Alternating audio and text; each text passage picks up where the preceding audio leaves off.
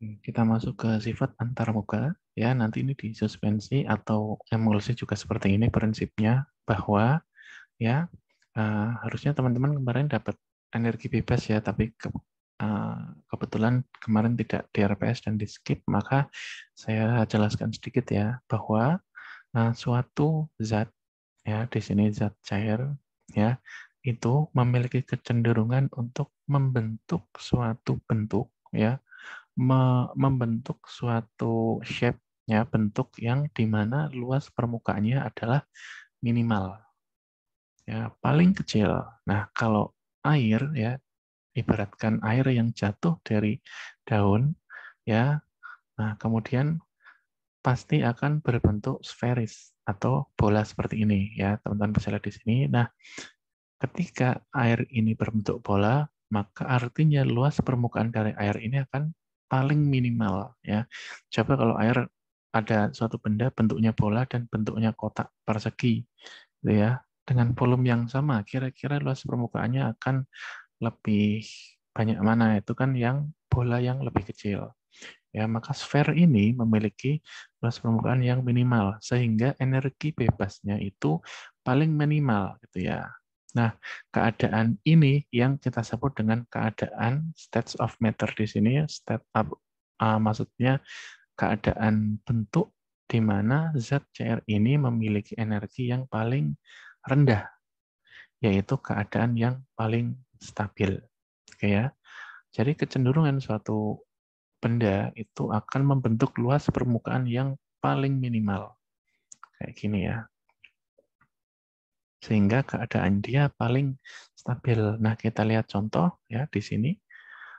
Ketika terjadi cairan sfer seperti ini ya bentuknya, dan kemudian dia nantinya jatuh ke air, ke permukaan tanah contoh ya, dan terpecah, kemudian akan terbentuk partikel-partikel kecil yang sifatnya sfer juga bentuknya. Gitu. Namun bentuk yang seperti ini itu kurang stabil. Kenapa? Karena yang tadinya luas permukaannya hanya sekian menjadi sekian, gitu kan. Nah, akhirnya dari titik-titik yang kecil ini ya, sfer-sfer kecil ini kemudian akan menuju ke bentuk yang minimal luas permukaannya, yaitu seperti ini di atas permukaan tanah ya. Artinya di sini terjadi gaya kohesi antara setiap apa namanya, setiap apa nih ya, partikel-partikel yang terbagi ini. Kemudian mereka bergabung ya menjadi satu satuan yang besar, dan ini luas permukaannya minimal, dan keadaan inilah yang paling stabil ya. Ini adalah sifat antarmuka secara umum seluruh cairan atau padatan. Nah, seperti ini ya. Jadi hubungannya dengan suspensi adalah ketika kita akan membuat suspensi, maka yang jelas adalah tidak mungkin satu suspensi akan berukuran besar ya. Maka ketika kita perkecil ukurannya ya, energi atau stabilitas dari suatu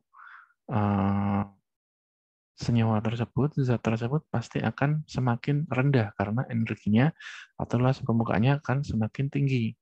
Ini di dalam air ya. Dan ketika kita perkecil lagi hingga sangat kecil, maka luas permukaannya menjadi sangat luas, dan partikel-partikel kecil ini memiliki kecenderungan juga untuk bergabung kembali ya seperti ini menjadi bentuk yang lebih besar gitu ya. Walaupun ketika sudah kita apa namanya beda ya nanti antara zat cair dan zat padat. Kalau zat padat nanti kecenderungannya adalah membentuk suatu sedimen yang mereka nanti akan bergabung gitu ya, atau apa namanya, membentuk suatu ter ini terkonjugasi gitu ya. Nanti kita bahas di belakang.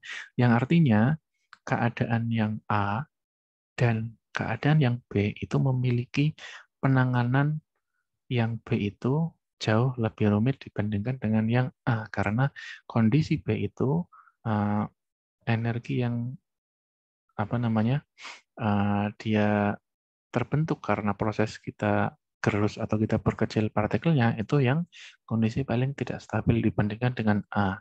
Sehingga terjadi, ini nih, sehingga kecenderungannya dapat juga terjadi agregasi. Oke, jadi ya, nah ketika kita berurusan dengan yang B ini, ya, molekul-molekul yang kecil tadi, maka ada kecenderungan molekul tersebut untuk bergabung kembali. Sehingga ketika kita ingin membuat suatu suspensi ya dengan ukuran partikel dispersi yang kecil, maka kita harus mencegah partikel-partikel tersebut bergabung ya, baik bergabungnya secara agregasi ya, seperti ini dari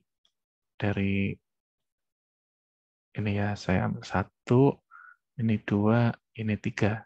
Dari posisi ketiga menjadi posisi yang kedua, walaupun kalau agregasi nanti seperti ini ya bentuknya ya saling teragregasi ya. Nah, seperti ini ya. Ya, agar tidak terjadi posisi 3 ini, keadaan 3 menjadi keadaan 2 atau bahkan keadaan 1 ya.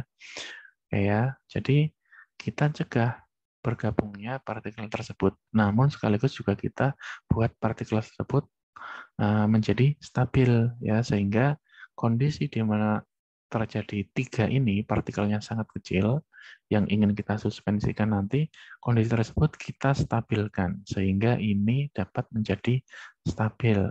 Nah, seperti ini ya. Maka kita nanti perlu gunakan suatu senyawa yang dapat membantu stabilitas fase dispers dan kita namakan agen pensuspensi atau bahasa Inggrisnya suspending agent. Nah, artinya kita akan berhubungan dengan stabilitas suatu sediaan suspensi. Nah, stabilitas itu nanti seperti apa? Ya, kita bahas di video yang ketiga.